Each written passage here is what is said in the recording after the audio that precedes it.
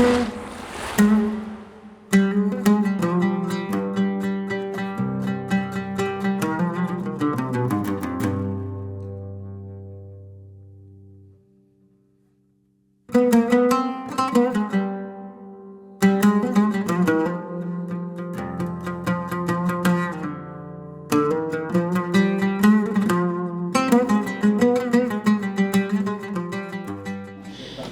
y a d'abord les Amis d'Averroès, qui est une association d'éducation populaire engagée depuis 2007 pour la sauvegarde du lien social et le vivre ensemble, pour l'égalité des droits et des devoirs, contre le racisme et toute discrimination. De multiples activités, conférences, rencontres, projections sur les thèmes de l'histoire, la mémoire, l'identité, la solidarité. 2 points forts dans l'année, les journées culturelles franco-algériennes en octobre et les soirées d'Averroès au printemps.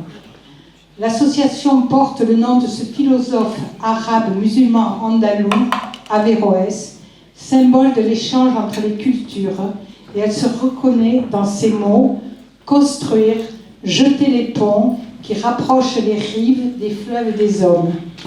Deuxième association, c'est Solidarité Palestine Toulouse, qui mène la campagne Boycott, Désinvestissement, Sanctions, BDS, à l'appel en 2005 de plus de 200 associations de la société civile palestinienne.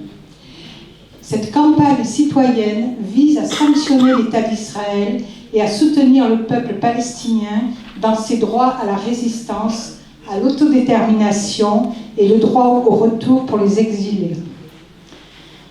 Et la troisième association, c'est les Amis de Djelboun Palestine. Alors, en 2003, notre association, les Amis de Djelboun Palestine, et l'association de coopération Baj Djelboun ont construit une coopération avec ce bourg Djelboun qui est situé dans le nord de la Cisjordanie. 2 mots sur Djelboun quand même. Donc il est situé dans le nord de la Cisjordanie, à 13 km de Jénine.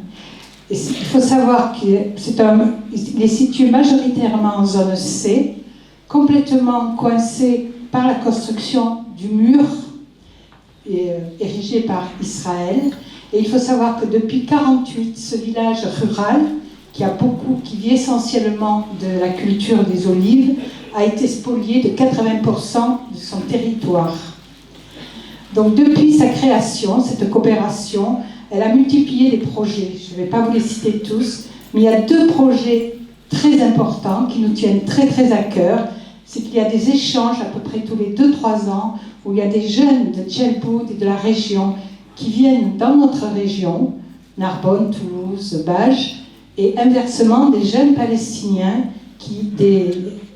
et des jeunes français qui vont à Djelboun en Palestine et dans le reste de la Cisjordanie. Et le dernier s'est déroulé en 2005. Ce sont des Palestiniens qui sont venus l'an dernier et c'était sur le thème de l'égalité homme-femme. L'autre grand projet aussi auquel on tient beaucoup et pour lequel on se bat, c'est la création de ce qu'on appelle une maison pour tous. On a participé à la réhabilitation d'une vieille maison ottomane dans le cœur du village, qui est devenue la maison pour tous, qui est un lieu très important où s'y déroulent énormément d'activités.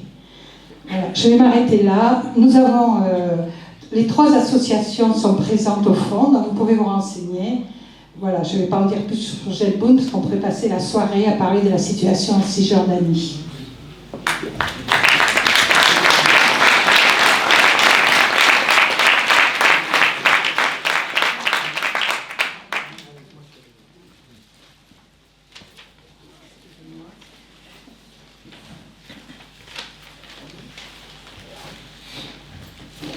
Alors, je vais présenter Sophie Bessis.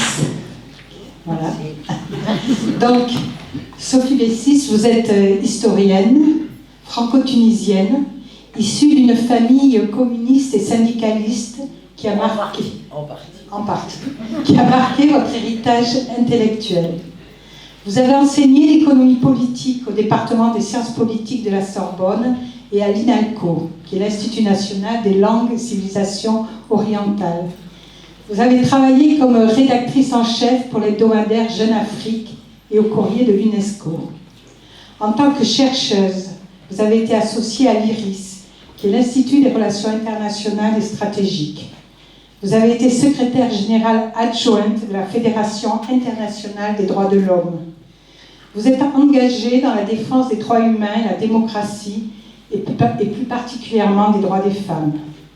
Vous avez été aussi membre du Haut Conseil français de la coopération internationale et de la haute instance tunisienne pour la sauvegarde de la révolution, de la réforme politique et la transition démocratique. C'est pas fini. Vous avez publié de nombreux ouvrages, articles traitant des questions de développement de l'Afrique subsaharienne, du Maghreb, du monde arabe, des relations nord-sud, ainsi que des conditions des femmes dans ces régions. Alors, je ne vais pas faire énumérer tous les ouvrages qui ont été écrits, ça serait trop long, mais je vais vous citer les 3 derniers. En 2014, vous publiez La double impasse, l'universel à l'épreuve des fondamentalismes religieux et marchands, qui a été republié en 2024. En 2021, Lettre à Hannah Arendt, Je vous écris d'une autre rive. Et en 2024, non, celui-là je viens de le dire, excusez-moi. Ah oui, et en 2010, un oublié très important, c'est l'histoire de la Tunisie de Carthage à nos jours. Et le téléphone. Dans vos engagements, vous écrivez « La question palestinienne occupe une place de choix. À ce titre, vous plaidez pour le rétablissement des droits du peuple palestinien. » Et très d'actualité, vous êtes signataire depuis quelques jours d'une tribune qui est apparue dans Le Monde de chercheurs, de professeurs universités sur la loi Yadan. Je pense que tout le monde a entendu parler de cette loi qui est en cours de vote. Sophie Bessy l'expliquera. Voilà. Ben voilà, j'ai présenté Sophie Bessy.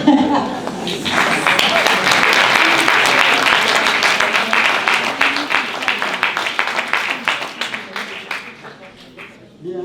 Donc, merci Sophie Bessis pour ce texte, La civilisation judéo-chrétienne, qui porte un sous-titre percutant, Anatomie d'une imposture, qui pour le moins interpelle et semble montrer une urgence à interroger la jeunesse de cette formule. Cette formule ancienne apparaît aujourd'hui, depuis les années 80, d'une façon beaucoup plus prémente.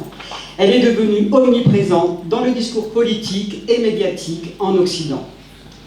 Ces deux termes, accolés, en imposent et s'imposent comme une évidence, comme s'ils étaient les composants d'une même réalité et nous adjoindraient une identité culturelle commune.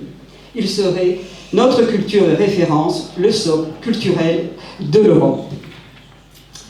Cette construction récente est utilisée, récupérée par des acteurs variés, les États, les mouvements politiques, les nationalismes, pour réécrire l'histoire, l'occulter ou l'exclure. Alors, Sophie Bessis, comment s'est construit et à quelle fin cette expression? Et peut-elle être une explication du laisser-faire des pays occidentaux face au massacre à Gaza? Merci, Sophie Bessis.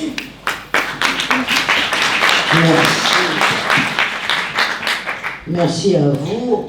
Alors devant, et merci d'être là.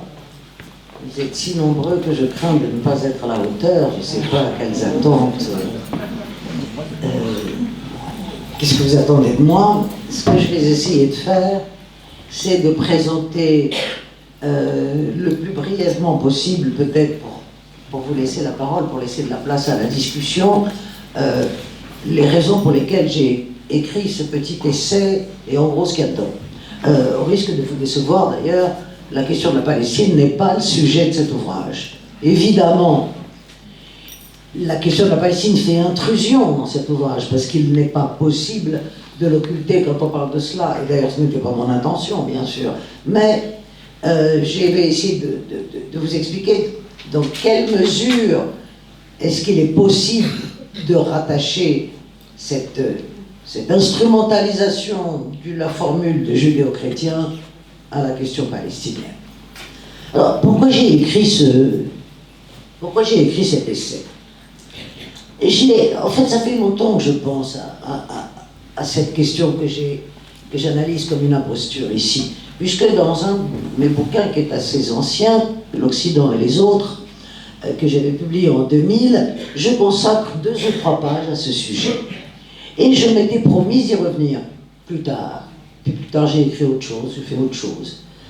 Mais cette histoire de civilisation chrétienne me posait question, ou plutôt me posait problème, dans la mesure où, à partir du début des années 80, ça pose problème. Parce que, comme vous le disiez, vous le mentionniez rapidement, en fait, si on prend le terme de judéo-chrétien, pas de civilisation, la question c'est la civilisation. Si on prend le terme de judéo-chrétien, c'est un terme extrêmement ancien. C'est un terme qui est aussi ancien que le christianisme lui-même, dans la mesure où bien, le christianisme est issu du judaïsme. Enfin, j'enfonce là une porte ouverte, mais parfois c'est pas mal de le rappeler parce que certains ont tendance à l'oublier. Le monothéisme ayant 3 versions qui se succèdent chronologiquement, le judaïsme, le christianisme et l'islam. Et je reviendrai sur chacun des 3 éléments de cette trilogie, de ce triptyque.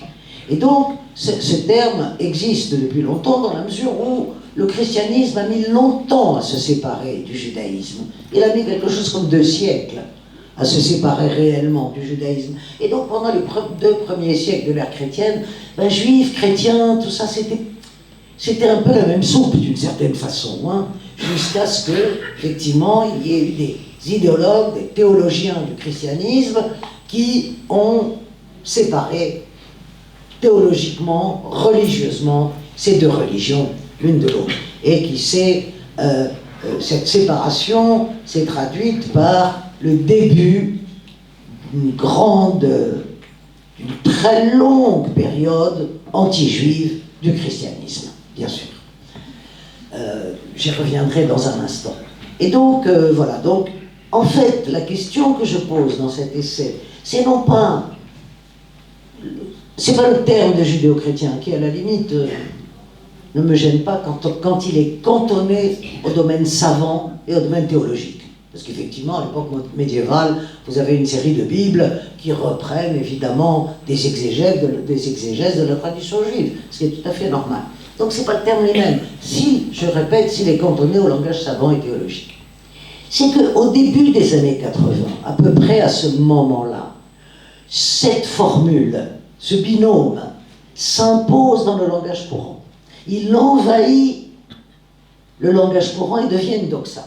Il devient une doxa, et c'est ça la question. Pourquoi? Pourquoi est-ce que ce terme, qui était employé après tout dans des cercles extrêmement restreints, devient un terme si général et si hégémonique que, en fait, il devient progressivement l'autre nom de la civilisation occidentale. Aujourd'hui, quand vous prenez les hommes politiques des 2 côtés de l'Atlantique Nord, eh bien, ils se sentent obligés dans chacun de leurs discours je viendrai à son utilisation ailleurs un peu plus tard. Mais prenons d'abord les 2 côtés de l'Atlantique Nord. Eh bien, ce sont des défenseurs autoproclamés de cette fameuse civilisation judéo-chrétienne, qu'il s'agit de protéger de tous ses ennemis venus d'ailleurs, en gros. Et donc de valoriser, bien entendu. Donc elle serait, d'une certaine façon, le socle de toute civilisation. Et c'est à partir de là qu'il faut se poser la question. Puisque je vois dans l'assistance quelques têtes aussi grises que la mienne, et nous donc, on a dû aller à l'école à peu près à la même époque. Quand j'étais gamine, eh bien, on m'apprenait que la civilisation européenne était gréco-latine. On n'apprenait pas qu'elle était judéo-chrétienne. À l'époque, à l'école, c'était la Grèce et c'était Rome, les constituants de la civilisation européenne. Personne, je dis bien personne, aucun professeur ne serait se serait aventuré à employer ce terme de judéo-chrétien. Non, c'était la Grèce, qui effectivement tient, la mythologie grecque tient une place absolument déterminante dans l'imaginaire européen, c'est l'évidence, et c'était Rome, l'État romain, l'Empire, etc. Et puis tout d'un coup, ou progressivement, cette filiation gréco-latine a disparu au profit du judéo-chrétien. Si ça a disparu au tournant des années 80, c'est pas tout à fait un hasard. Dans la mesure où c'est à partir du début des années 1980 que l'on assiste à ce que certains appellent un retour du religieux, d'autres un recours au religieux, mais en tout cas, il n'est pas indifférent de se rendre compte du fait que deux dimensions de la civilisation européenne, la Grèce et Rome, sont remplacées par deux appellations religieuses.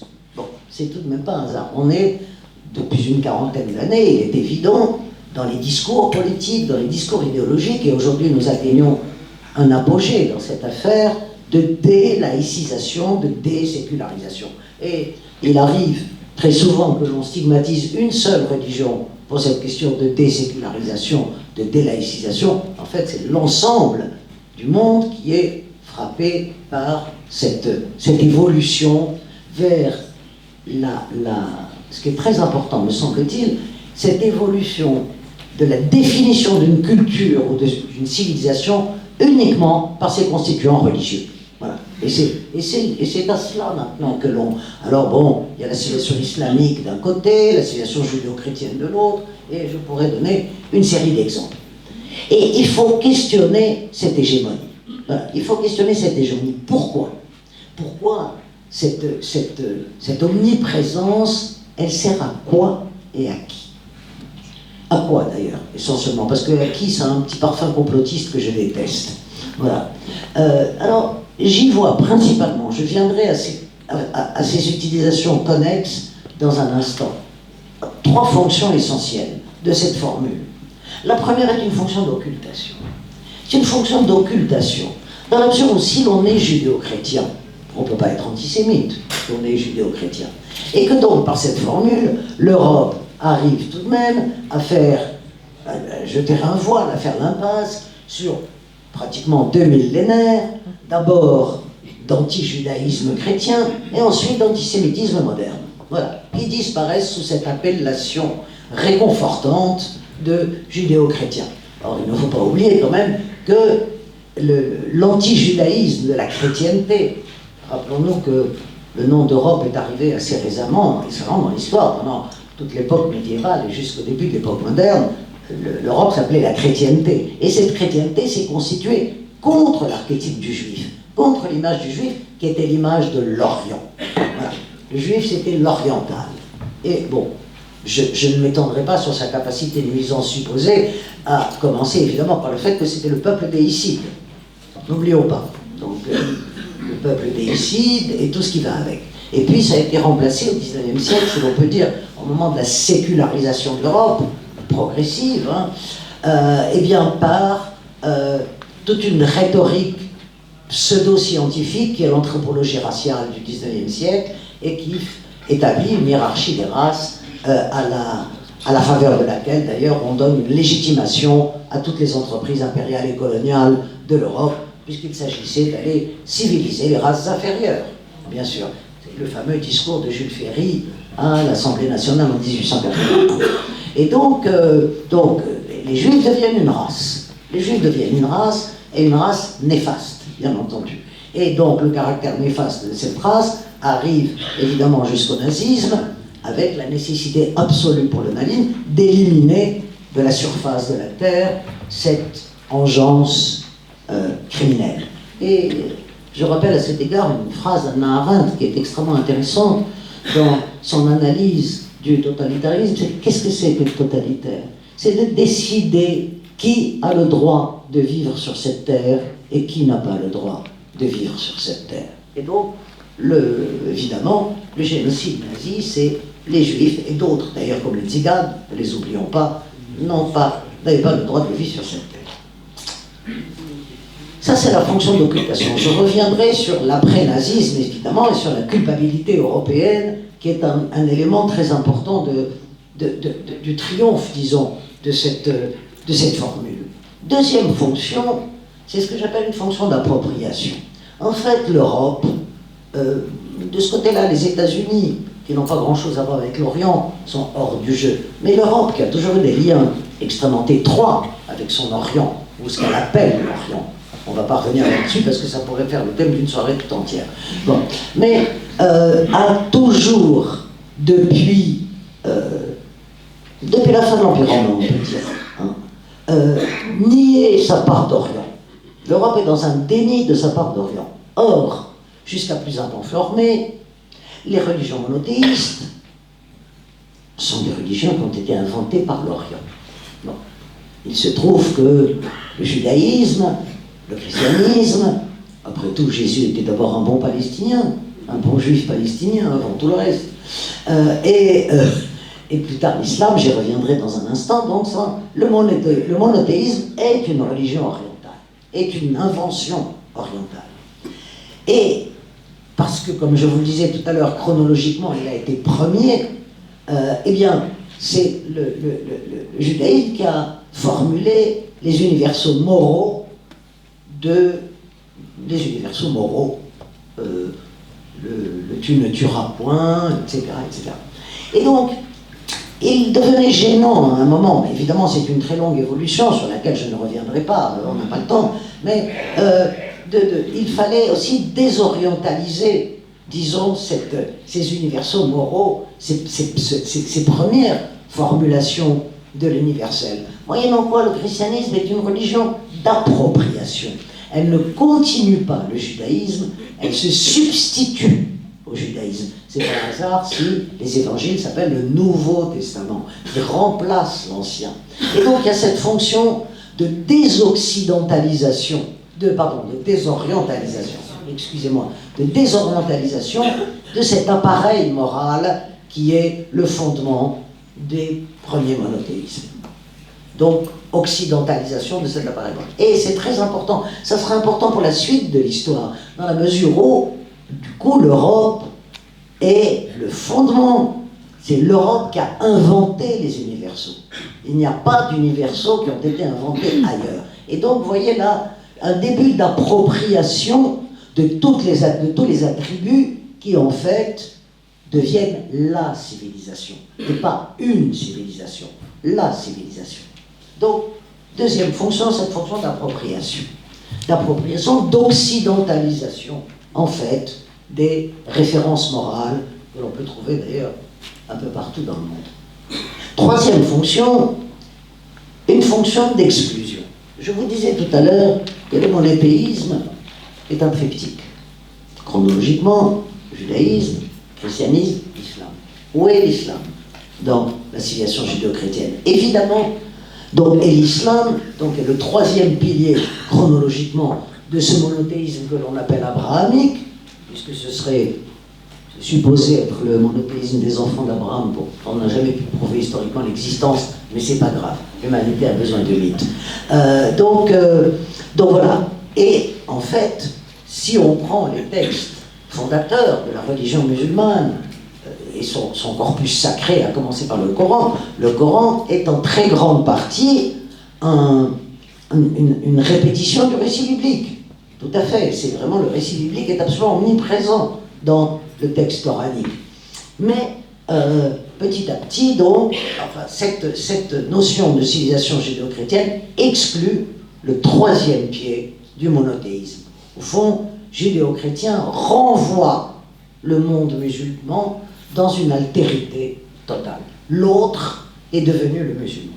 Voilà. Et aujourd'hui, nous sommes également à une sorte d'apogée en Europe et en Amérique. Non, à une sorte d'apogée de cette exclusion, puisque c'est le musulman qui est devenu la figure menaçante, en général, de l'altérité.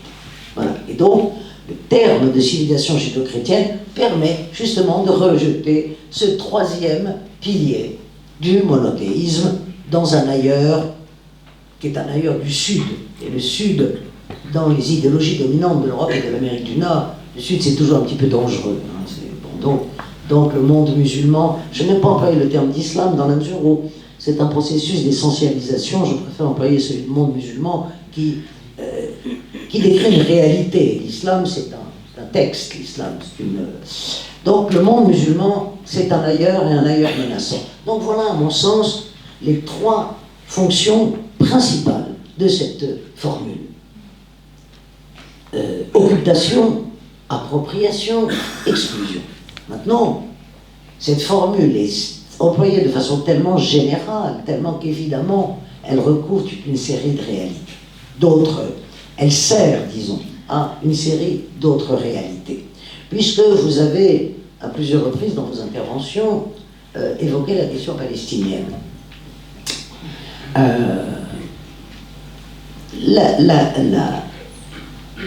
Le génocide des Juifs d'Europe est un moment de rupture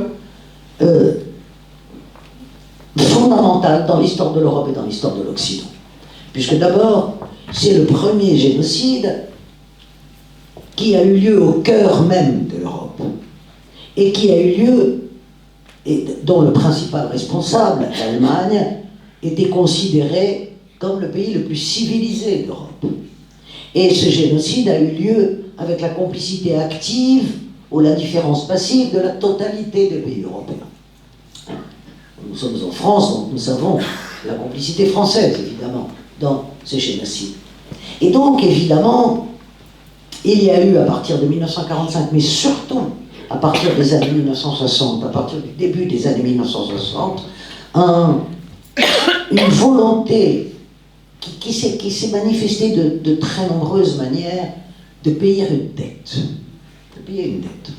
De payer une dette vis-à-vis des Juifs. De payer une dette vis-à-vis du génocide. Alors évidemment, il ne faut pas tomber dans l'erreur par rapport à la question palestinienne de croire que cette question palestinienne est née à partir de 1948, c'est-à-dire à partir de la création de l'État d'Israël. Non, puisque la déclaration Balfour, vous le savez pour ceux et celles qui connaissent l'histoire de la Palestine, la déclaration Balfour date de 1917 et que c'est le début évidemment, c'est le début de l'entrée en scène, si je puis dire, dans l'histoire du Moyen-Orient, c'est le début de l'entrée en scène et des Juifs, sauf les Juifs autochtones, bien sûr, mais qui étaient relativement peu nombreux au sens démographique du terme, et des Palestiniens.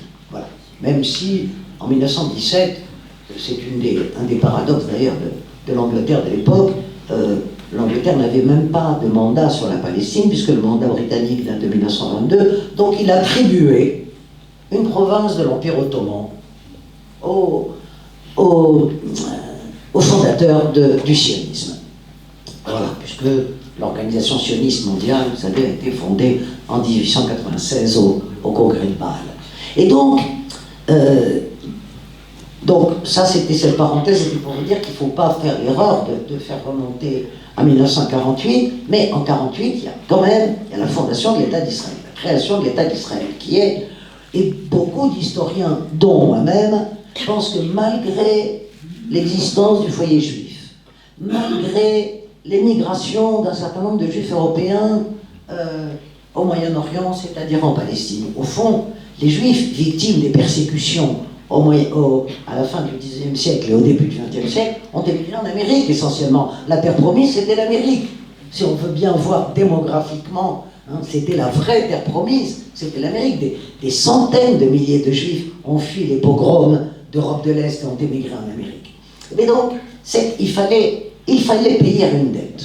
Il fallait payer une dette, et le paiement de cette dette, ça a été l'approbation et le soutien à la création de l'État d'Israël, qui probablement, il y aurait peut-être eu, on ne peut pas faire de l'histoire avec des probables et avec des si, quand même, mais il y a disons, de fortes probabilités que l'État d'Israël, en tant qu'État, n'aurait pas vu le jour s'il n'y avait pas eu le génocide.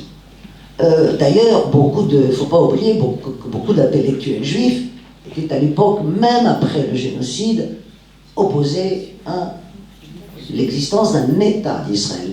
Je dis au passage que les premiers antisionistes sont nés en même temps que les sionistes, ce qui est tout à fait normal, et que les premiers antisionistes ont été des juifs. Il faut prendre les écrits de Freud sur la question, par exemple, la correspondance entre Freud et Einstein. Mais donc, et Hannah Arendt, par exemple, je cite souvent Hannah Arendt parce que j'ai quand même beaucoup travaillé sur elle, donc je la cite, alors, elle est... il y a beaucoup d'écrits d'elle qui disent oui à un foyer juif, non à un État juif, et oui à un État binational.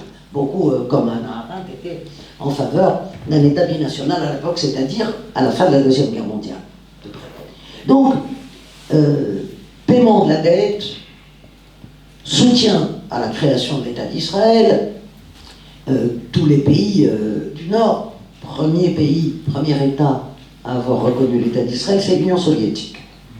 N'oublions pas, juste avant les États-Unis, ce qui se comprend d'ailleurs parfaitement dans la mesure où Israël a été créé par des socialistes d'Europe de l'Est. En gros, par des Russes, par des Ukrainiens, par des Baltes, par des Biélorusses. C'est ça les fondateurs de l'État d'Israël. Donc, mais ça ne s'est pas arrêté là. Ça ne s'est pas arrêté là, puisque ça a été non seulement un soutien à la création de l'État d'Israël, mais progressivement un soutien à sa politique, un soutien à toutes les dérives de cette politique, c'est-à-dire un soutien, au fond, à ce que l'on peut appeler, dans l'histoire, la conquête de la Palestine, puisque à partir de 1948, et surtout à partir de 1967, évidemment, la conquête de la Palestine n'a cessé de se poursuivre, et qu'aujourd'hui, elle arrive, là encore, à un apogée, évidemment, avec Gaza, et avec, évidemment, la Cisjordanie, qui est en train d'être... Cette conquête est en train pratiquement d'être achevée aujourd'hui. Et donc, il y a l'impossibilité pour les Européens d'abord et les Nord-Américains de se démarquer de la politique israélienne. Et ce terme de judéo-chrétien, évidemment, crée une intimité. Et une intimité, pourquoi ? Crée une intimité, non pas seulement entre judéo et chrétiens, mais crée une intimité dans la mesure où l'État d'Israël s'est défini depuis la création du foyer juif, en fait, depuis les grands écrits des idéologues du sionisme, comme Theodor Herzl, comme Max Nordau, etc., bon, comme ayant vocation à regrouper tous les juifs. C'est-à-dire que ce nationalisme juif moderne, puisqu'il s'agit d'un nationalisme, bien sûr, ce nationalisme juif moderne prétendait réunir tous les juifs dans l'État qui leur serait consacré. Et donc, vous avez eu, et qui perdure aujourd'hui encore, nous parlions de la loi Yadan tout à l'heure, c'est exactement cela, c'est-à-dire un lien que l'on a voulu, chez certains, indissociable entre judaïsme et Israël. Ça, c'est quelque chose d'extrêmement important qui explique aujourd'hui la politique de l'Europe. C'est-à-dire que cette culpabilité dont je parlais tout à l'heure, à partir du moment où Israël prétend représenter tous les juifs du monde, eh bien, on ne peut payer sa dette qu'en soutenant Israël, quelle que soit sa politique, puisque ça fait partie du paiement de la dette aux juifs. Or, aujourd'hui, il est évident que l'État d'Israël est fort éloigné, d'abord parce que les victimes, les survivants du génocide n'existent plus, enfin, je veux dire, ils sont morts par extinction biologique, hein, puisque la fin de la Deuxième Guerre mondiale, c'est il y a un peu plus de 80 ans maintenant. Donc, mais Israël prétend être toujours le représentant, non seulement de tous les juifs du monde, ce qui n'est pas le cas, et le représentant et l'héritier de la victime. Et donc, vous voyez que la machine à culpabilité continue de fonctionner dans cette optique-là. Et évidemment, les dirigeants israéliens, qui pendant très longtemps, si on regarde la littérature juive, les juifs ne se sont jamais sentis judéo-chrétiens. Parce que, je veux dire, la mémoire des persécutions est tout de même extrêmement importante. Donc de là à se sentir judéo-chrétien, quand même, il y a une marge. Mais les dirigeants de l'État d'Israël ont vu dans cette formule une façon de se raccrocher de manière indélébile à l'Occident. Bien entendu, puisque tout le monde est judéo-chrétien dans cette histoire. Donc il y a une solidarité, la formation, la consolidation d'une solidarité judéo-chrétienne. Et donc, il y a plusieurs déclarations de M. Netanyahou qui clament sur toutes les ondes et un peu que Israël est le défenseur de la civilisation judéo-chrétienne, et cette civilisation judéo-chrétienne, je vous le disais tout à l'heure, c'est l'autre nom de la civilisation occidentale aujourd'hui. Et le fait que c'est l'autre nom de la civilisation occidentale, c'est qu'Israël, les dirigeants israéliens actuels, s'érigent en défenseurs de la civilisation occidentale. C'est-à-dire que l'État d'Israël est la pointe avancée de l'Occident au cœur de l'Orient, la pointe avancée de l'Occident au cœur d'un Orient menaçant, et donc c'est le rempart de la civilisation. Et on reprend d'ailleurs les écrits de Herzl, après tout, de Théodore Herzl, qui écrivait dans l'État des Juifs, qui est le texte fondateur du sionisme, et bien que Israël serait, enfin à l'époque on ne disait pas Israël, ça ne s'appelait pas comme ça, le futur État juif serait la pointe avancée de l'Occident face à la barbarie musulmane. Donc vous voyez qu'on reprend les termes aujourd'hui. Donc ça c'est, bien entendu, il y a d'autres raisons à cette fusion, si je puis dire, à cette fusion d'Israël dans cette grande civilisation judéo-chrétienne. Le monde arabe a aussi une part de responsabilité dans cela.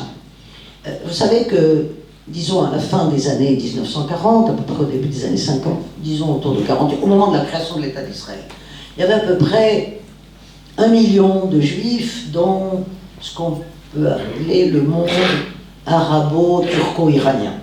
Disons, cette région arabo-turco-iranienne. Juifs de ce monde, n'oublions pas, parce que moi c'est très difficile aussi d'employer le monde musulman, à la mesure où ça va de la Malaisie au Maroc, donc il faut quand même situer géographiquement les lieux dont on parle. Et donc il y avait à peu près 1 million de juifs.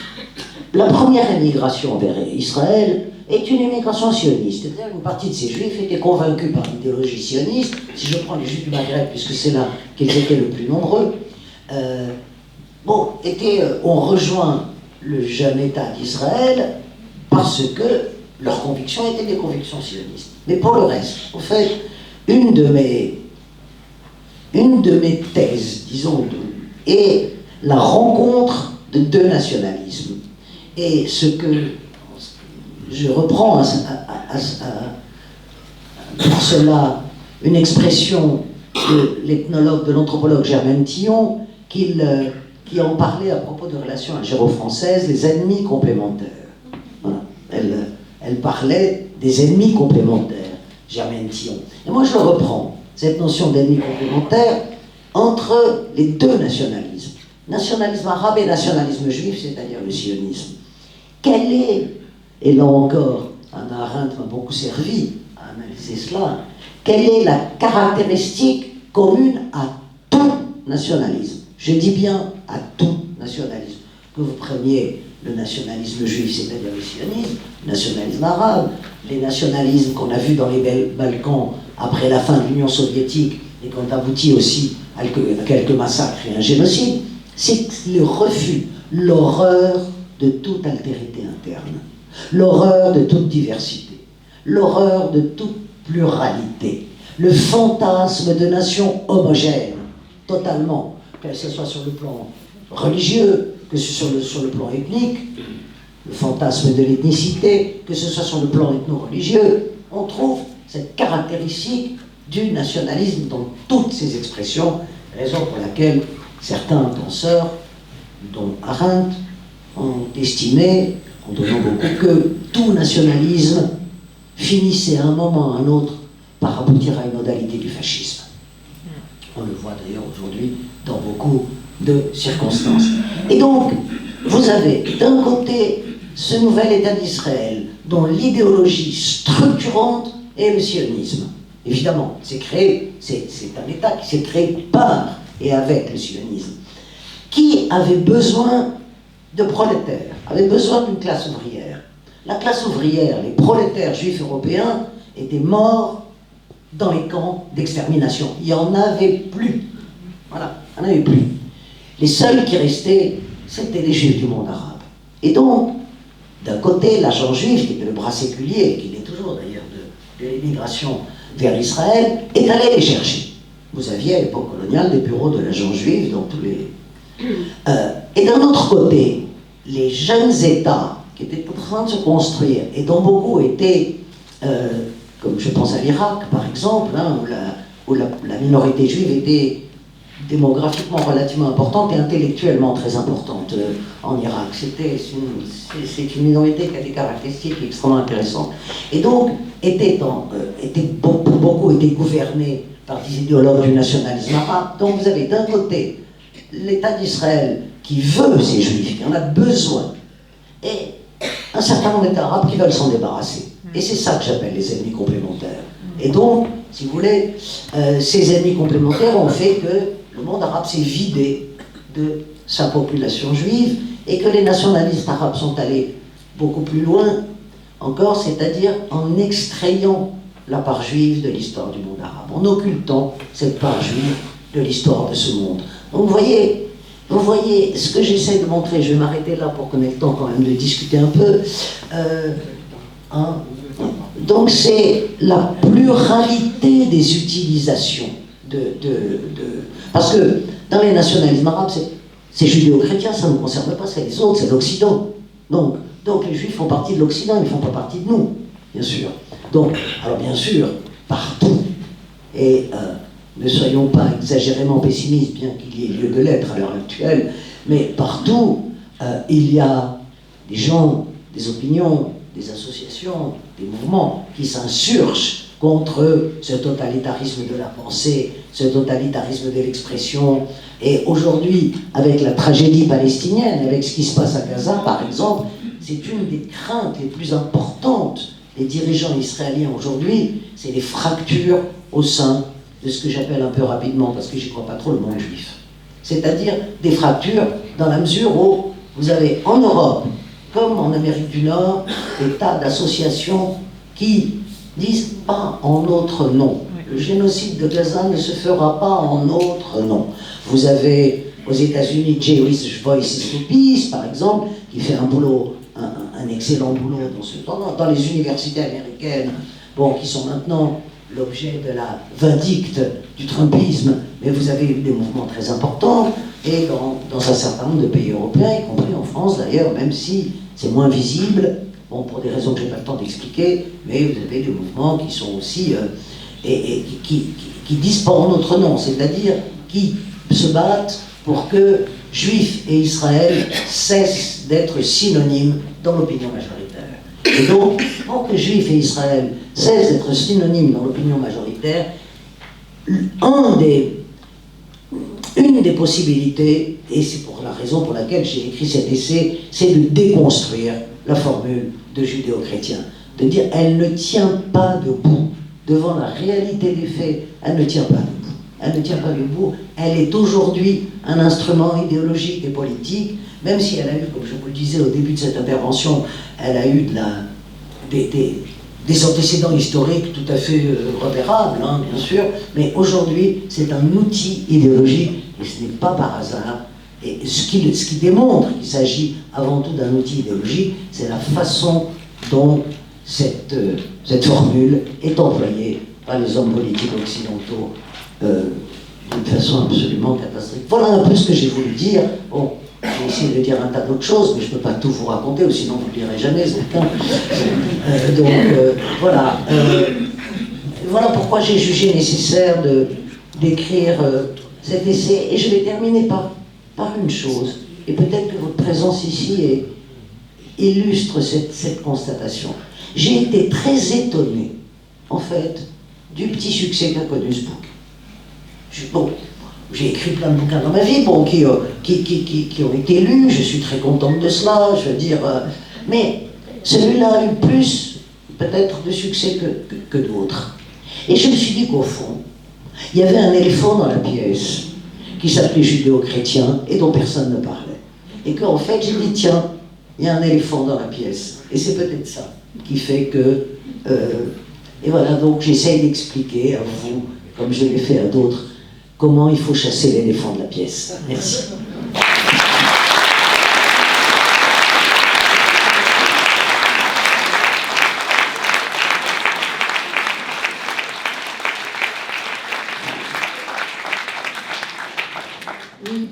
on va laisser la parole à la salle. Moi, je voudrais juste dire peut-être deux mots.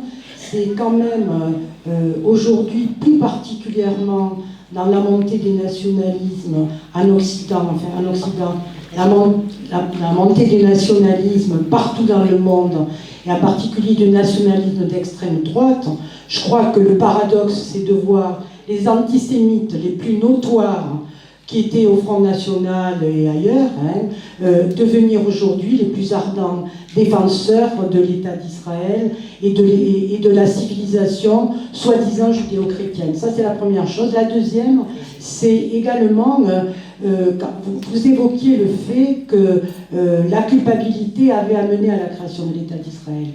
La culpabilité du génocide nazi. En même temps, alors je ne sais pas si les gens ont vu ce qui est paru sur Arte, il y a eu une émission il n'y a pas très longtemps qui montrait toute la difficulté qu'ont eu les Juifs à la sortie des camps de concentration. Il y a eu des déplacés par dizaines de milliers qui n'ont pas pu partir parce que les États, et en particulier les États-Unis, ont refusé de les accueillir et sont allés en Israël faute de mieux. Ce n'était pas leur choix. Et le deuxième truc, c'est pas non plus un hasard si peut-être l'Union soviétique a été un des premiers pays à reconnaître, parce que là aussi, se débarrasser de ces juifs, avec tous les pogroms qu'il y avait, a été aussi, je pense, un élément relativement important. Merci beaucoup, parce que vous soulevez des questions très importantes, et je ne voulais pas parler de tout, justement pour ne pas monopoliser la parole. Alors, effectivement, c'est l'extrême droite. Ces extrêmes droites qui aujourd'hui sont les soutiens les plus solides de la politique israélienne et les défenseurs de cette fameuse civilisation judéo-chrétienne, alors que leur passé antisémite est lourd comme du Rassemblement national à M. Orban en Hongrie et à d'autres. En fait, il y a une sorte de fait, disons, historique dont je n'ai pas parlé, des mouvements, moi je les appelle les antisémites sionistes. Ce sont des antisémites sionistes, des sionistes antisémites, effectivement. Ça a l'air paradoxal, mais tout existe.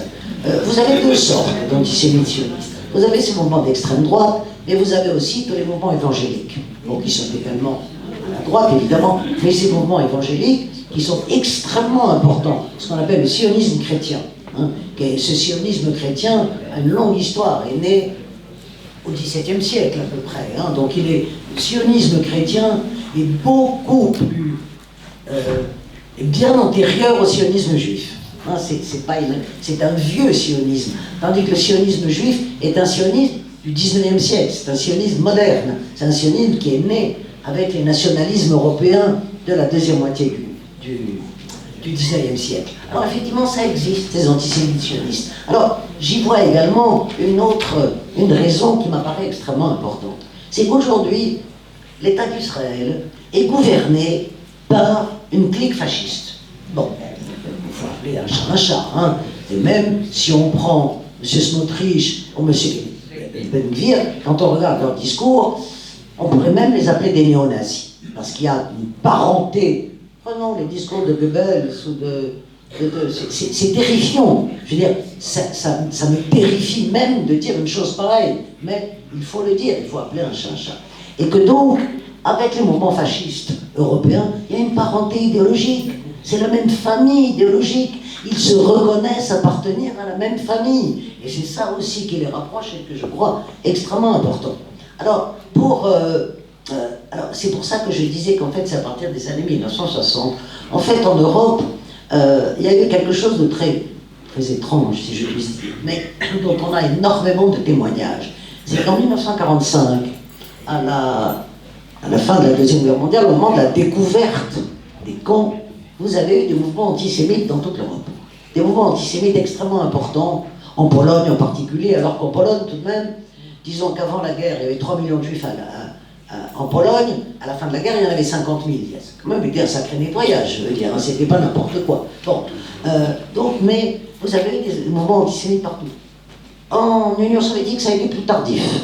Ça a été plus tardif, parce que n'oubliez pas qu'en 1945, à la fin de la guerre, vous aviez 40 généraux de l'armée rouge qui étaient des généraux juifs. C'était quand même pas si... disons que le tournant en Union soviétique, c'est au début des années 50, avec le fameux complot des blouses blanches de Staline, etc. Hein, bon, donc c'est un peu plus tardif. Mais dans beaucoup de pays d'Europe, effectivement, on n'en voulait pas. Et je reviens aux écrits de Théodore Herzl, où Théodore Herzl dit, dans l'État des Juifs, les antisémites seront nos meilleurs alliés. C'est écrit parce que, comme les antisémites ne veulent pas de juifs chez eux, bah c'est très bien, on crée un État pour eux, on les met tous là, et on s'en débarrasse. Il ne le disait pas comme ça, c'était plus poli, on va dire. Hein, mais bon, et il y a eu effectivement cette histoire, juste avant la guerre, effectivement, de bateaux qui ont été repoussés de tous les ports d'Europe et d'Amérique du Nord, et qui sont allés en Palestine, et ben parce qu'ils ne savaient pas où aller ailleurs. Voilà. Et donc, tout ça existait. Et donc, je reprends, de ce côté-là, Théodore Herzl était prémonitoire, les antisémites seront les meilleurs alliés de l'État juif à venir. Et on en a la preuve jusqu'à aujourd'hui.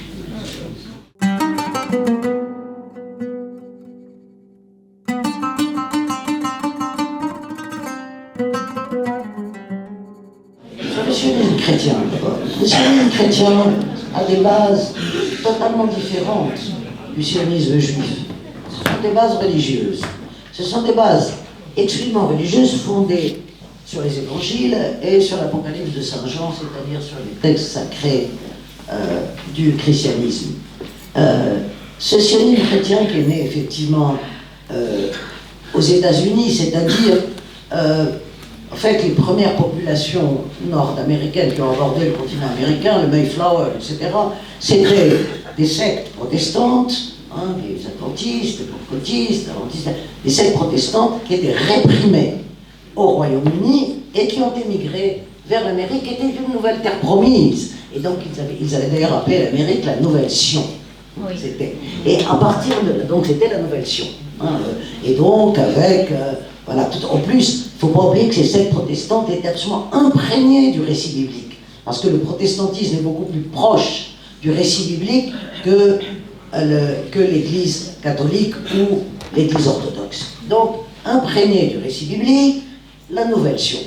Et donc, cette imprégnation du récit biblique, on est passé de la Nouvelle Sion à Sion tout court. Parce que quel est le contenu des Apocalypses? Vous savez que toutes les religions ont une dimension d'annonce de la fin des temps. C'est le propre de toute religion, l'annonce de la fin des temps. Et dans le christianisme, l'annonce de la fin des temps, c'est la deuxième venue du Christ sur terre qui précède le jugement dernier. Et cette deuxième venue du Christ sur terre, qui s'appelle dans la théologie la parousie hein, de Jésus, eh bien, ne pourra advenir que quand tous les Juifs seront réunis dans la terre que Dieu leur a donnée. Et donc, ces sionistes chrétiens veulent réunir tous les Juifs dans la terre que Dieu leur a donnée pour les convertir collectivement au christianisme, car telle est la condition, disons, de l'arrivée. Donc, ça fait partie des antisémites sionistes, toute cette histoire. Hein. Donc, bon. Maintenant, le sionisme oriental, pas de sionisme oriental. Ça, il y a dans l'État d'Israël une petite moitié de la population d'Israël qui est originaire de ce monde arabo-turco-iranien dont je vous parlais tout à l'heure.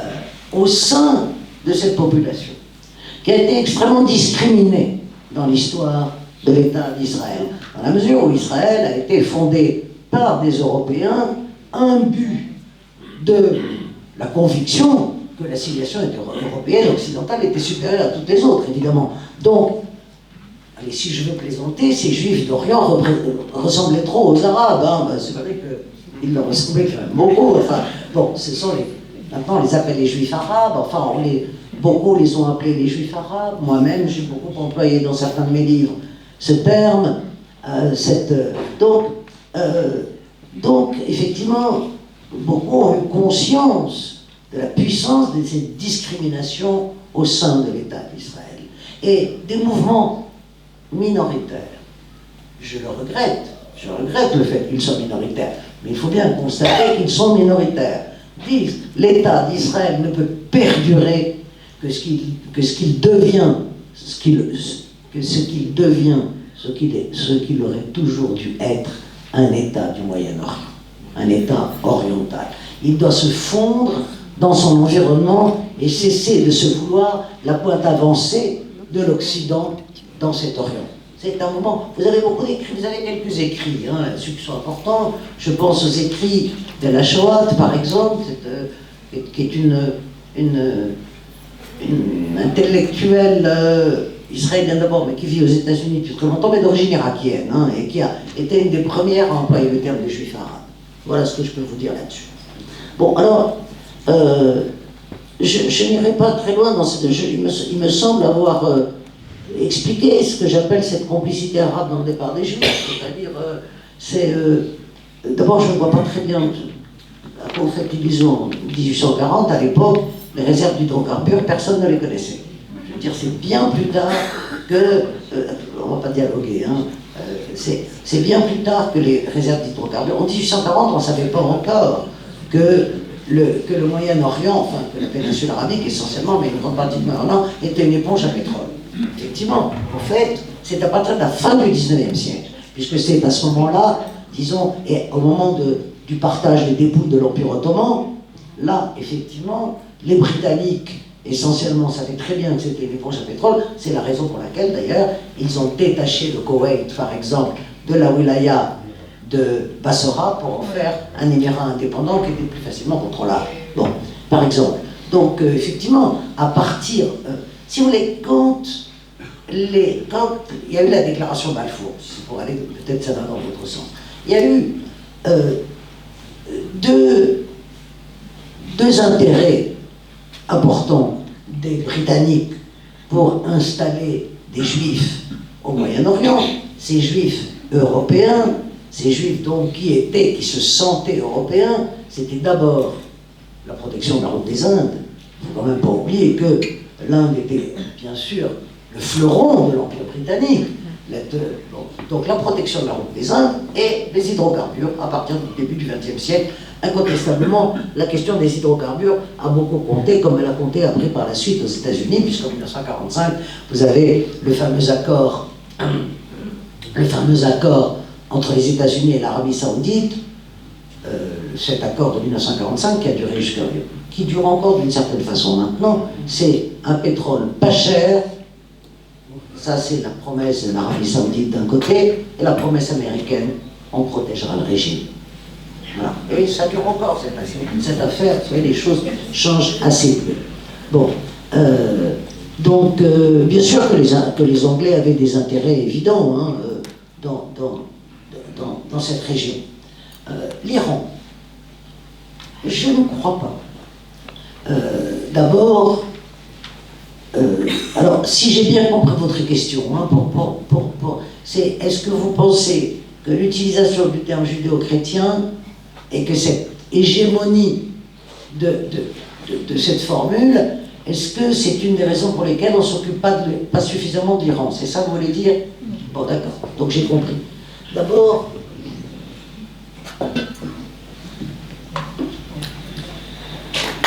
les États, je ne parle pas des opinions publiques, les États. Comme vous le savez, les États n'ont pas d'amis, les États n'ont que des intérêts. Ça, c'est la première chose qu'il ne faut jamais oublier. Deuxièmement, pour les États, on va commencer par les États occidentaux, les droits humains sont un outil à géométrie variable. C'est-à-dire qu'on se sert des droits humains quand ça peut servir des intérêts. Quand ça ne sert aucun intérêt, pourquoi aller balancer les droits humains pour tout et n'importe quoi, bien sûr. Aujourd'hui, les États hésitent aussi pour d'autres raisons. Un certain nombre d'États. Je ne sais pas ce que vont faire les États-Unis. Les États-Unis, c'est autre chose. Si leurs intérêts leur commandent d'intervenir en Iran, ils interviendront. Si tout calcul fait et n'ont pas intérêt, ils n'interviendront pas. C'est la seule chose qui les aide. C'est dans beaucoup de pays occidentaux, c'est la mémoire de l'intervention occidentale en Irak de 2003. Il ne faut pas oublier à quel point cette mémoire compte aujourd'hui dans l'attitude vis-à-vis d'Iran. Qu'est-ce qui s'est passé en 2003? les États-Unis, sans mandat des Nations Unies en 2003, contrairement à 1991, avec l'appui absolument inconditionnel du Royaume-Uni de M. Tony Blair, qui fait aujourd'hui partie du Conseil de la paix, d'ailleurs, de M. Trump, sont intervenus en Irak. Et bien entendu, la dictature irakienne était une des dictatures les plus violentes, les plus sanguinaires, non seulement de la région, mais du monde. Hein. Il ne s'agit pas de défendre Saddam Hussein, évidemment, mais l'intervention occidentale en Irak a créé le chaos, un chaos total en Irak. Et l'Irak n'est pas encore sorti de ce chaos. Hein. C'est vraiment un pays qui a été démantelé par cette intervention. Et beaucoup se disent, parmi les géopolitologues occidentaux, s'il y a une intervention en Iran, l'Iran c'est pas l'Irak, hein. C'est du lourd l'Iran hein, dans la géopolitique régionale. Et en Iran, même si les Perses sont majoritaires, mais vous avez beaucoup de minorités religieuses et ethniques, les Arabes, les Turkmènes, les Baloutches, les Kurdes, etc. Si l'Iran devient le chaos, c'est ingérable. C'est-à-dire tout le Moyen-Orient devient ingérable. Et donc, personnellement, je peux vous donner mon opinion, elle vous intéresse ou elle ne vous intéresse pas, c'est pas... Mais autant je souhaite, comme beaucoup d'entre vous, j'imagine de tout mon cœur, que ce régime sanguinaire tombe le plus rapidement possible, bien sûr, et qu'il faut faire à notre niveau, à tous nos niveaux, tout ce qu'il est possible de faire pour aider ce régime à tomber, autant j'ai très peur d'une intervention armée occidentale en Iran. Voilà. Très peur. Je ne sais pas ce que ça peut donner. Et en général, quand vous regardez l'histoire du Moyen-Orient, du grand Moyen-Orient, comme disaient les néoconservateurs américains, chaque fois que les Occidentaux sont intervenus, ça a créé des catastrophes.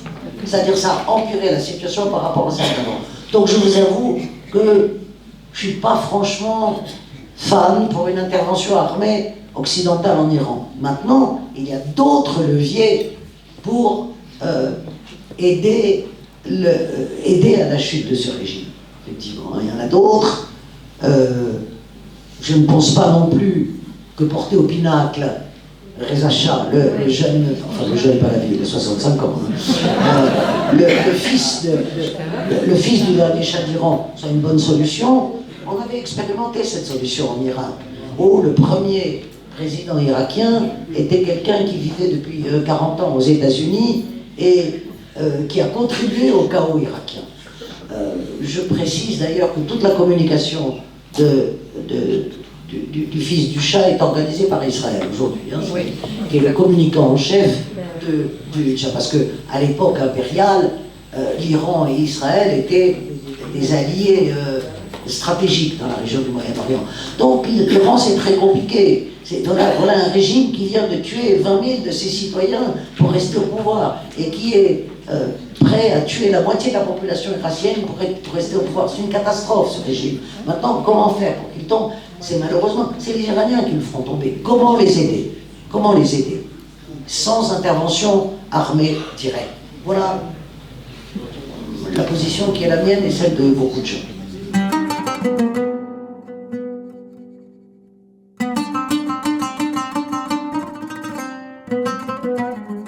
Pour répondre à la première question, l'histoire est la discipline la plus idéologisée des sciences humaines.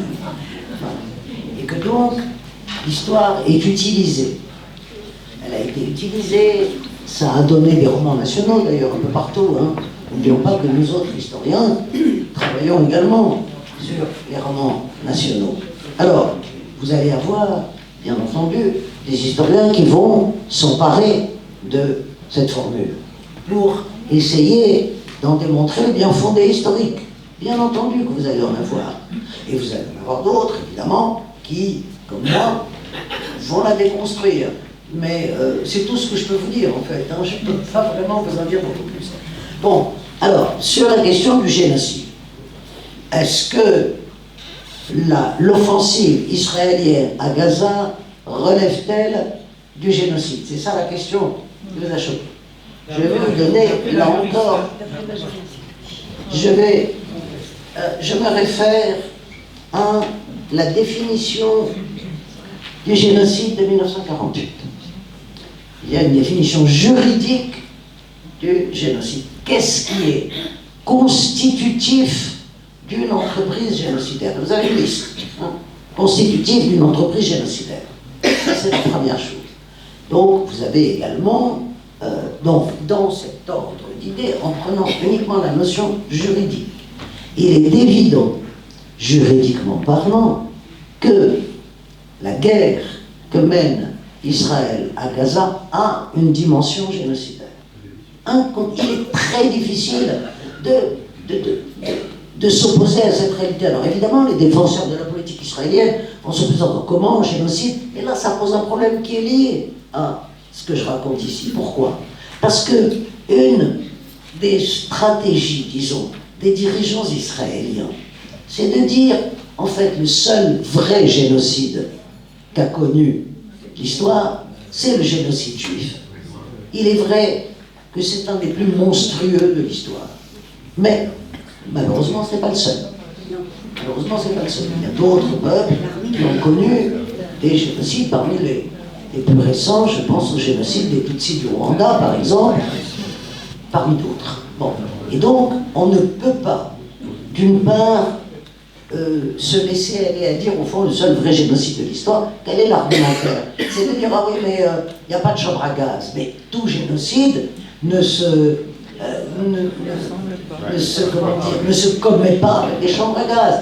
Les Hutus ont tué les Tutsis avec des machettes. 800 000 morts en 3 mois, c'était pas mal comme performance, hein, uniquement avec des machettes. Voilà. Donc voilà, ça c'est la première chose. Nous sommes le seul vrai génocide serait le génocide qui a été commis à l'encontre des Juifs. C'est quelque chose qui ne tient pas, en réalité. Et que donc il y a plusieurs formes de génocide. Et qu'il est évident que... Alors, il y a une chose qui, je vais dire rassurante, entre guillemets. La population de Gaza, c'est un peu plus de 2,5 millions d'habitants, à peu près. Donc, cette intention génocidaire est vouée à l'échec. Elle est vouée à l'échec dans la mesure où les Israéliens ne pourront pas tuer 2,5 millions de personnes. C'est impossible. Bon, bien sûr, il y a... Alors, si vous voulez, donc c'est un génocide par la bande.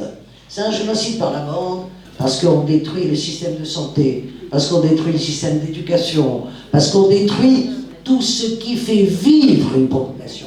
C'est-à-dire qu'on rend ce territoire invivable au sens propre du terme. Et donc là, l'intention génocidaire est tout à fait réelle. Je ne peux pas vous en dire plus, mais prenez la définition juridique du génocide et il est difficile de nier le fait que Israël, même une politique, même une guerre, pardon, à dimension génocidaire à Gaza.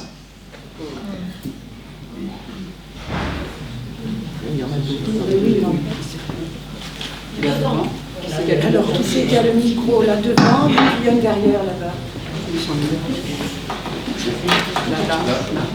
Là, il y en a deux là, et puis il y a monsieur. Je prends mon petit carnet et je vous écoute. Alors, ah non, juste quoi, excusez-moi, j'ai oublié de répondre à une question. L'acte fondateur du sionisme, évidemment, n'est pas le génocide.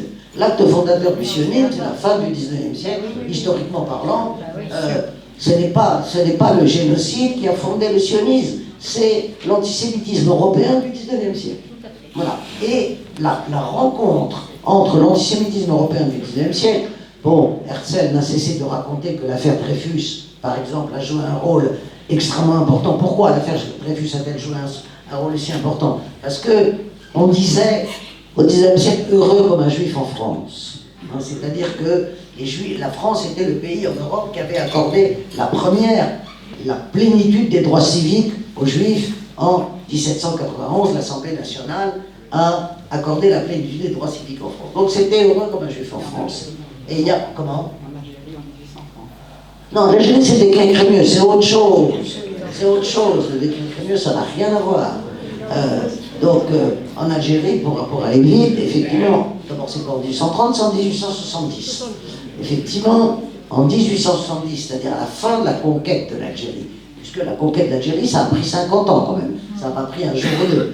À la fin de la conquête de l'Algérie, Adolphe Crémieux, français de confession juive, lui aussi imbu de la certitude que la civilisation européenne était la civilisation, était la seule, a voulu faire bénéficier ses coreligionnaires de cette civilisation.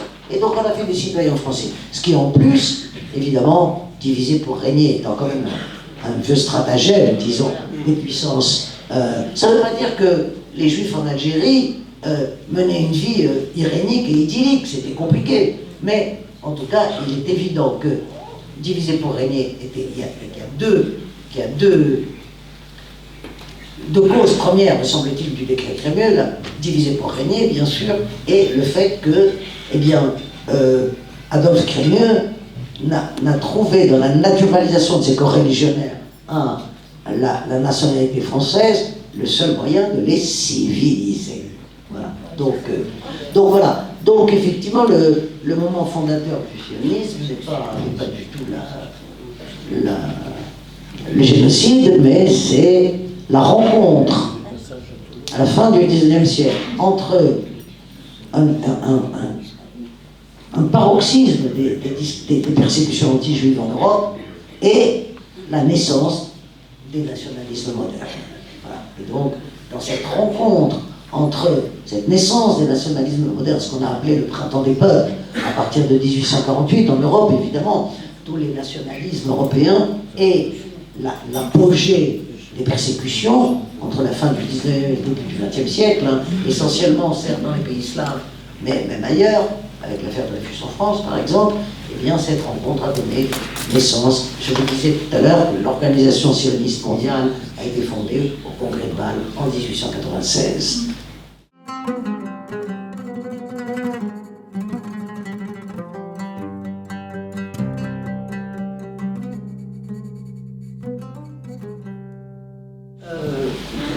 Je ne prends pas les réponses dans l'ordre. Hein, les monarchies du Golfe. Les monarchies du Golfe, elles ne s'entendent pas très bien entre elles.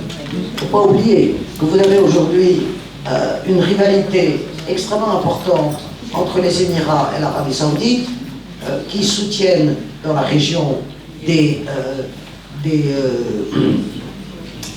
mouvements différents. Hein, donc, je prends l'exemple du Soudan, je prends l'exemple du Yémen. Donc, quand on dit les monarchies du Golfe, c'est simple, c'est trop simple. C'est trop simple. Donc, parce qu'il y a les intérêts du Qatar qui ne sont pas tout à fait les mêmes, le Qatar ayant fondé, disons, son soft power sur le fait que c'est le lieu de toutes les négociations régionales. Les Émirats ont une politique de force appuyée sur le fait que leur fortune est absolument inépuisable. Bon, l'Arabie Saoudite aussi, mais différemment, dans la mesure où l'Arabie Saoudite est le seul pays de la région. Qu'est-ce que j'entends par là? C'est que si je prends les Émirats, 90% de la population des Émirats n'est pas émirati. Bon, tandis que l'Arabie est plus importante, elle a une population de à peu près 30% de la population d'Arabie Saoudite n'est pas saoudienne. Donc ce sont des intérêts différents. Il ne faut pas oublier que l'on a assisté, que d'abord le Qatar est proche de l'Iran, proche pour des intérêts. C'est-à-dire qu'il partage une partie des puits de pétrole de la région, la frontière passe au milieu. Donc ils exploitent conjointement une partie des hydrocarbures de la région. L'Arabie Saoudite a opéré un rapprochement avec l'Iran il y a 2 ans. Un rapprochement important, ça ne veut pas dire qu'ils sont copains, mais ce ne sont pas des ennemis irréductibles. Et je pense qu'un pays comme l'Arabie Saoudite, je ne parle pas du Qatar, mais craint aussi les conséquences possibles d'une intervention accidentelle. Les Émirats, c'est plus compliqué, disons. Voilà ce que je peux vous en dire. Même si, évidemment, tous souhaitent une chute du régime, mais pour le remplacer par quoi? Il est évident que, alors pour ça ils sont parfaitement d'accord, les monarchies du Golfe, si c'est pour les remplacer par une démocratie, c'est pas la peine, il vaut mieux que les mollahs restent au pouvoir. Voilà, il ne faut même pas oublier ça. C'est qu'aucune de ces monarchies n'est démocrate. Alors, j'ai pas dit que la France soutient Gaza.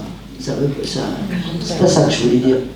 Non, je parlais des fractures au sein des pays, au sein des minorités juives dans les pays, où une partie importante de ces minorités se démarque absolument de la politique israélienne, en disant, je vous disais, le mot d'ordre étant pas en notre nom.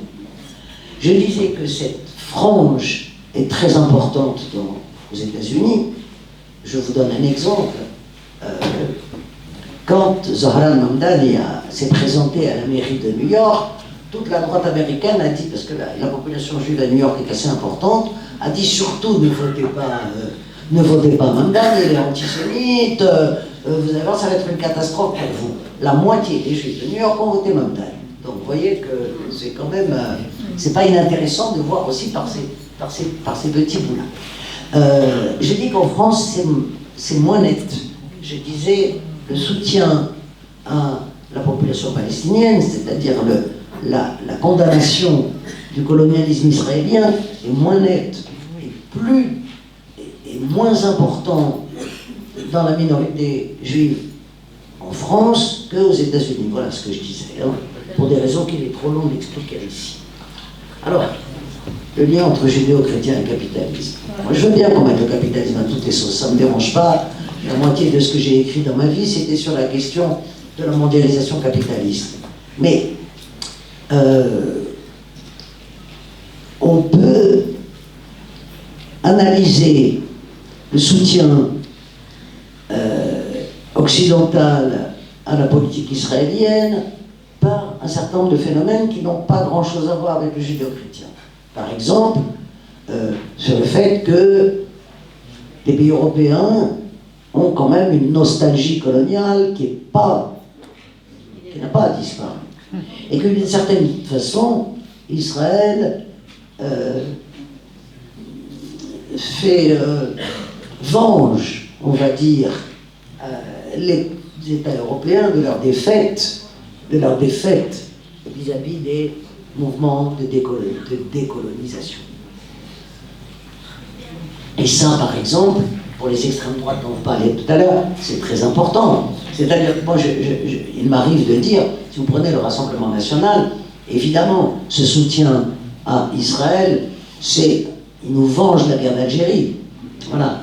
Et moi je dis, d'une certaine façon, en fait, pourquoi aussi le Rassemblement national, dont les racines antisémites sont quand même extrêmement solides, c'est et je pense qu'ils détestent les Arabes plus qu'ils ne détestent les Juifs. Je veux dire ça.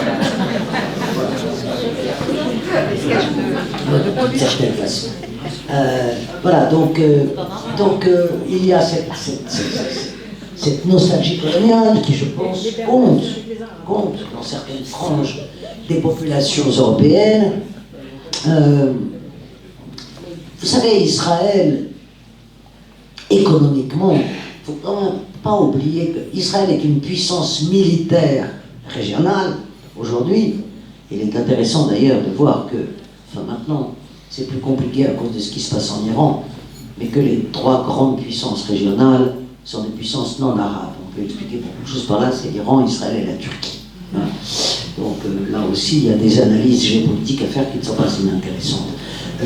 Mais enfin, Israël compte dans le domaine des technologies dites innovantes, parce qu'effectivement, Israël est un hub technologique. Enfin, je veux dire, Israël est un nain économique à côté de ses voisins.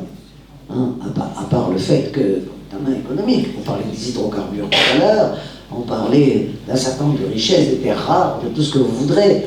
Donc, je ne crois pas que les raisons économiques du soutien occidental à Israël soient des raisons majeures.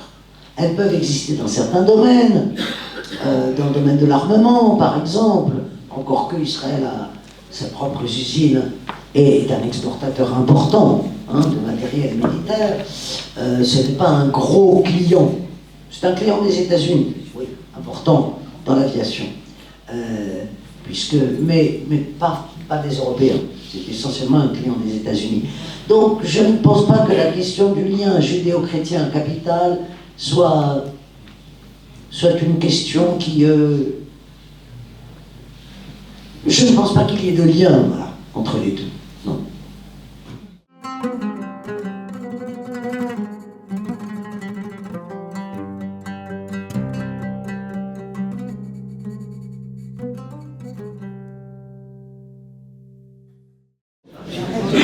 pas de recette pour la déconstruction. Je suis vraiment désolé de vous décevoir.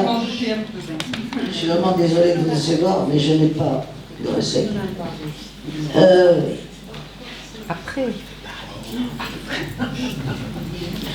Oui, en fait, je vous disais tout à l'heure que c'est le terme de civilisation qui est gênant dans cette histoire, bien entendu.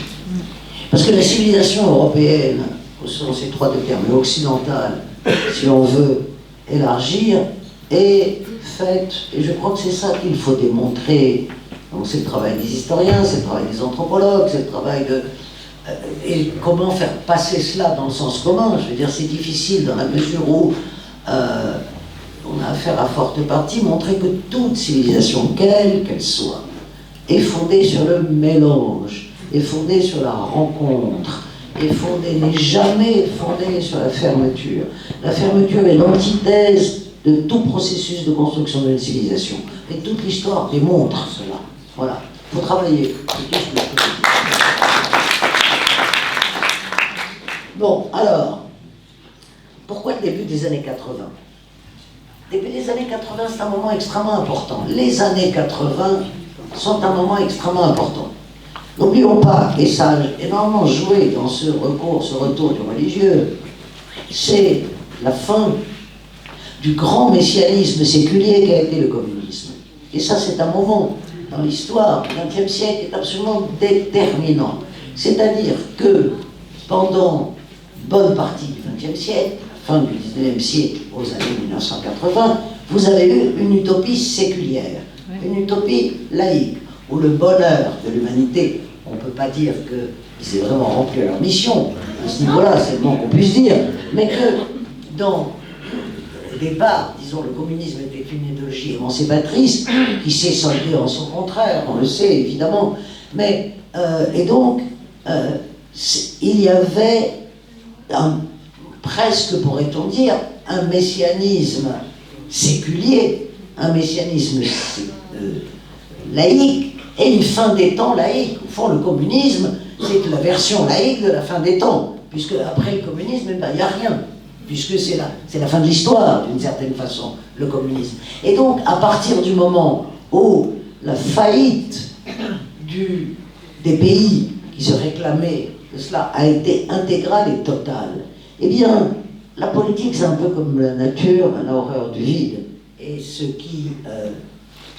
et donc, il y a eu un vide qui a été laissé, une place qui a été laissée à des idéologies réactionnaires, profondément réactionnaires, dont beaucoup ont été à socle religieux, et à une nouvelle version du capitalisme. Je reviens vers vous qui m'aviez posé la question, c'est qu'effectivement, entre la fin de la Deuxième Guerre mondiale et les années 1980, en 1980, la fameuse révolution conservatrice de Reagan et Thatcher, on a eu dans le monde dit développé à l'époque un capitalisme social et national. On n'était pas dans un capitalisme mondialisé, on était dans un capitalisme de production et où la relation capital-travail, elle n'est jamais équilibrée, mais elle était beaucoup moins déséquilibrée qu'aujourd'hui, c'est l'évidence. Et pourquoi aussi? Parce qu'il y avait en face, il y avait quelque chose d'autre, et qu'il fallait montrer qu'on n'avait pas besoin du communisme pour améliorer le sort des populations, puisque, si je prends l'exemple de l'Asie, pour contrer la Chine, qui devient communiste en 1949, les Américains ont imposé la réforme agraire en Corée du Sud et à Taïwan. Parce que sinon, s'ils n'imposaient pas la réforme agraire, les communistes prenaient le pouvoir en disant la réforme agraire, c'est nous qui allons la faire. Donc, vous voyez, il y avait cette espèce... Tout cela s'effondre. Tout cela s'effondre, et donc, sur le plan économique, nous avons, à partir des années 80, une version brutale du capitalisme, une version beaucoup plus brutale que celle qui s'est installée après la Deuxième Guerre mondiale, une version plus proche du capitalisme de la fin du XIXe siècle, de ce capitalisme de prédation, de ce capitalisme, ça c'est certain, donc, parce qu'il n'y avait plus d'alternative réelle ou supposée, bien sûr. Et Et puis après, bon, ça a été évidemment avec les nouvelles technologies, le fait que l'argent pouvait fabriquer de l'argent. C'était plus la production qui fabriquait de l'argent, mais c'est l'argent qui fabrique de l'argent. Donc il y a eu ça, et il y a eu donc, c'est pour ça que ces années 80 sont très importantes, il y a eu aussi donc cette disparition du seul messianisme laïque qui ait connu l'histoire, et donc le retour d'autres formes de messianisme, si on peut les appeler comme ça aujourd'hui, à connotation religieuse. Et je crois que c'est... Ah oui, moi je ne peux pas vous dire pour le jumelage de Toulouse avec parce que je ne suis pas toulousaine. Je crois que vous avez une mairie de droite, donc je ne pense pas qu'une mairie de droite mette fin à ce jumelage. À vous de vous battre, Toulousains.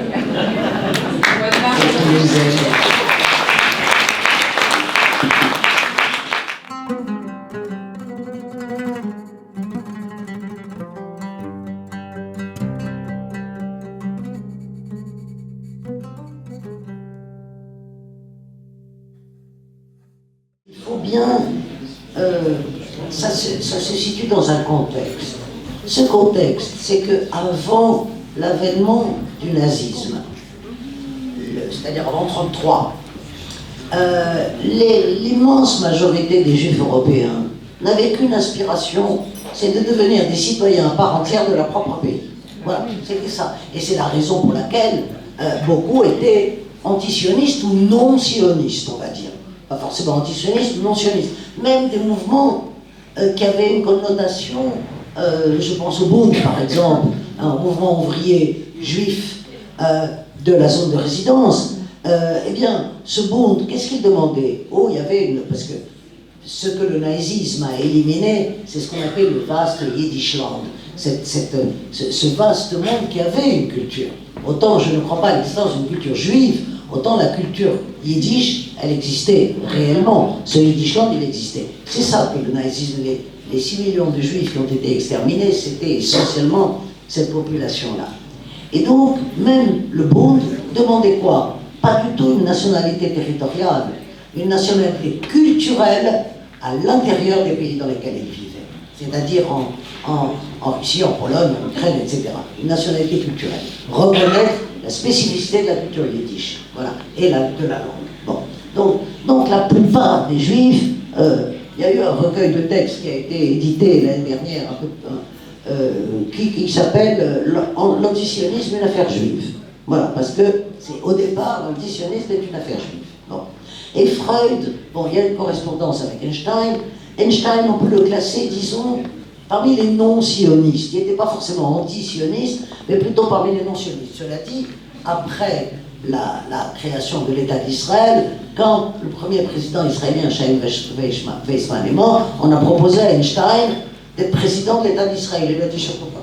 Certainement pas. Laissez-moi dans mon labo et fichez-moi la paix. Voilà. Donc il a refusé d'être président de l'État d'Israël. Maintenant, nous avons une lettre. Je dois la voir quelque part, mais je vais mettre du temps à la retrouver, parce que j'avais pris en photo. Où Freud dit, mais qu'est-ce qu'on irait faire là-bas? D'abord, qu'est-ce qu'on irait faire là-bas? Moi, je suis autrichien. Oui, certes, je suis juif, bien sûr. Bien que Freud était totalement athée, mais n'a jamais nié sa dimension juive, bien sûr. Qu'est-ce qu'on irait faire? Et puis, il ne faut pas oublier qu'il y a quand même des gens dans ce pays-là. Donc, qu'est-ce qu'on irait faire là-bas, en fait? Et donc, il y a... Mais je te conseille, si tu veux ce type de texte, donc le bouquin qui est un recueil de textes de la fin du 19e siècle jusqu'à l'époque contemporaine, de l'antisionisme juif. Voilà. Alors...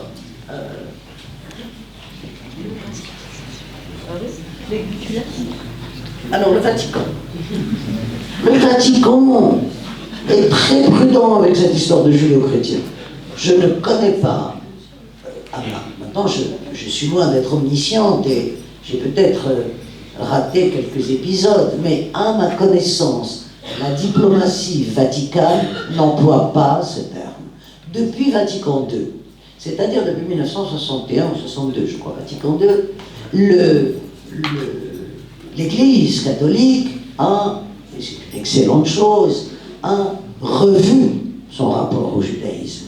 A d'abord on a terminé avec la question du peuple déicide, en disant l'Église s'est trompée, bon, et nous sommes redevables au judaïsme. Donc, si vous voulez, d'abord, a complètement récusé cette conception du peuple déicide et est revenu sur ce que le christianisme devait au judaïsme. Et les papes qui ont succédé à Jean XXIII ont toujours eu soin de, même Jean-Paul II, venant d'un des pays les plus antisémites d'Europe, pourtant, et donc ont toujours eu soin de rappeler la filiation et non pas la substitution, mais jamais, à ma connaissance, et je précise à ma connaissance, il n'y a eu d'emploi dans les textes du Vatican du terme judéo-chrétien. Voilà ce que je peux vous en dire. Et ensuite, la proposition de loi Yadal. C'est une dame, une députée, qui, pour vous la situer quand même, c'était une députée Renaissance, a quitté, donc le mouvement macroniste, a quitté le mouvement macroniste à partir du moment où M. Macron a reconnu l'État de Palestine. En disant c'est pas possible de reconnaître l'État de Palestine. Et a présenté une proposition de loi en fait condamnant toute critique de l'État d'Israël, c'est-à-dire assimilant l'antisionisme, comme le disait Macron d'ailleurs, l'antisémitisme étant une forme renouvelée de l'antisémitisme. Alors, bien entendu, il y a des antisémites patentés, notoires, qui se cachent derrière la formule plus polie d'antisionisme. Il y en a beaucoup, y compris, malheureusement, dans un certain nombre de mouvements. Mais pour autant, il est scandaleux d'assimiler l'antisionisme à l'antisémitisme. L'antisémitisme est un racisme sanctionnable comme tel et effectivement qui mérite d'être combattu peut-être avec davantage d'énergie qu'il n'est combattu parfois. Ouais. L'antisionisme est une position politique. On a le droit d'être antisioniste, c'est une position politique. Bon, et ça il ne faut pas dévier de cela bien sûr. Or, cette proposition de loi assimile l'antisionisme à l'antisémitisme et crée de nouveaux délits, par exemple le délit de négation d'un État. Un délit de négation d'un État. Et donc, dire, par exemple, je prends un exemple, la Palestine de la mer au Jourdain. La mer au Jourdain, c'est la négation de l'État. Ce que l'on oublie, c'est que les dirigeants israéliens ne cessent d'employer le terme de la Palestine de la mer au Jourdain, puisqu'ils refusent puisque leur ambition, qui est en train d'être réalisée, à moins qu'elle puisse être bloquée, leur ambition est de conquérir la totalité de la Palestine mandataire, de l'ex-Palestine mandataire. Et donc voilà, cette loi est extrêmement dangereuse parce qu'elle créerait de nouveaux types de délits. Et ce qui est malheureux, c'est qu'elle a été votée en commission paritaire, je crois, par un grand nombre de députés, y compris des figures du Parti Socialiste, à commencer par l'ex-président François Hollande, qui l'a voté, et là, elle doit passer en plénière. Et il faut vraiment se battre pour qu'elle ne soit pas adoptée, pour que cette loi, enfin que cette proposition de loi ne devienne pas une loi. C'est une loi, c'est cette proposition de loi tout à fait catastrophique. C'est la création de... alors, il y a aussi la création du délit de soupçon. Par exemple, si on dit quelque chose sur Israël et qu'il y a le soupçon de négation de l'existence de cet État, le soupçon, eh bien, on est sans débat. Donc c'est une loi. En fait, si Mme Yadal veut être une lobbyiste du gouvernement israélien, bon, elle est une lobbyiste du gouvernement israélien. Que son lobbying du gouvernement israélien se transforme en loi française, là, c'est quand même très dangereux.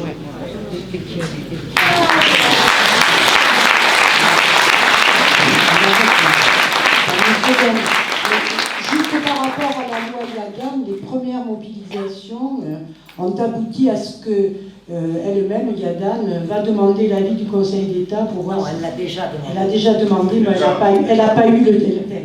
Elle a demandé l'avis du Conseil d'État et le Conseil d'État lui a demandé de rectifier 2 phrases. lesquelles 2 phrases ont été rectifiées pour ne pas être censurées par le Conseil d'État, mais l'esprit de la loi reste le même. Bon, je pense qu'il nous reste beaucoup à remercier Sophie Bessis, passionnée.